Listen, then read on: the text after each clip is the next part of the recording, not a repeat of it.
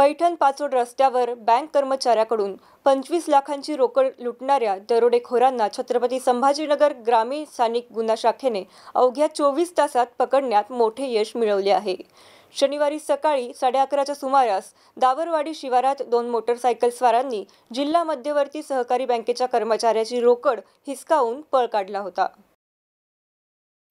गुन्हा दाखल होताच पोलीस अधीक्षक विनयकुमार राठोड यांच्या मार्गदर्शनाखाली पोलीस निरीक्षक विजयसिंग राजपूत यांच्या पथकाने तपास वेगाने सुरू केला। सीसीटीव्ही फुटेज, तांत्रिक माहिती आणि संशयितांच्या हालचालींचा मागोवा घेत आरोपी भारत रुपेकर, विष्णू बोधने, सचिन सोलाट आणि विशाल चांदणे यांना पैठण परिसरातून स्विफ्ट कारसह ताब्यात घेण्यात आले। आरोपींच्या ताब्यातून 25 लाख रोकड, 6 लाखांची कार आणि मोबाईल फोन मिळून एकूण 31,56,000चा मुद्देमाल जप्त करण्यात आला आहे। चौघांनाही संगनमत करून आर्थिक फायद्यासाठी गुन्हा केल्याचे कबूल केले आहे। पुढील तपास पाचोड पोलीस करीत आहेत। काल पाचोड पोलीस स्टेशन जिल्ह्यात छत्रपती संभाजीनगर ग्रामीण या ठिकाणी पैठण जिल्हा मध्यवर्ती सहकारी बँक आहे, त्या बँकेचे काही 25 लाख रुपये एक गणेश आनंदा पहिलवान 59 वर्षाचा सेवानिवृत्त त्या बँकेचा कर्मचारी आहे।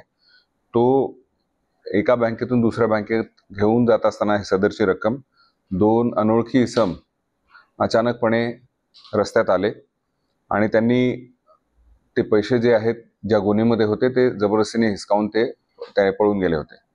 सदरबाबतचा गुन्हा पाचोड पोलीस स्टेशनमध्ये तात्काळ गुन्हा दाखल करण्यात आला आणि LCBचे श्री राजपूत व त्यांची पूर्ण टीम या ज्या गुन्ह्यामध्ये तपास करत असताना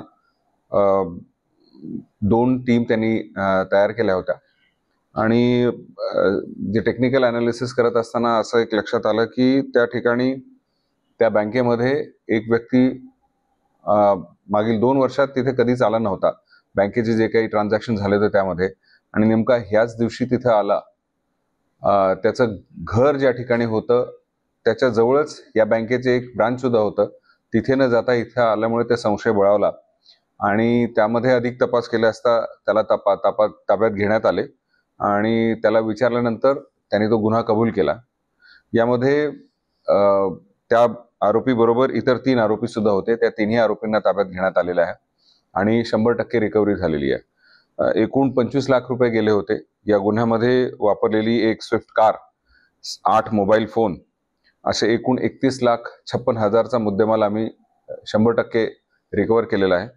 मला असं वाटतं की यामध्ये LCBची टीम याचं खूप महत्त्वाचा रोल यासाठी आहे कारण गुन्हा होऊन 12 तासाच्या आत सर्वच्या सर्व आरोपी अटक झाले आणि 100% माल रिकव्हर झालेला आहे। या आरोपींचे नाव आहेत भरत राजेंद्र रुपेकर, विष्णू कल्याण बोधने, सचिन सोलाट आणि विशाल दामोदर चांदणे।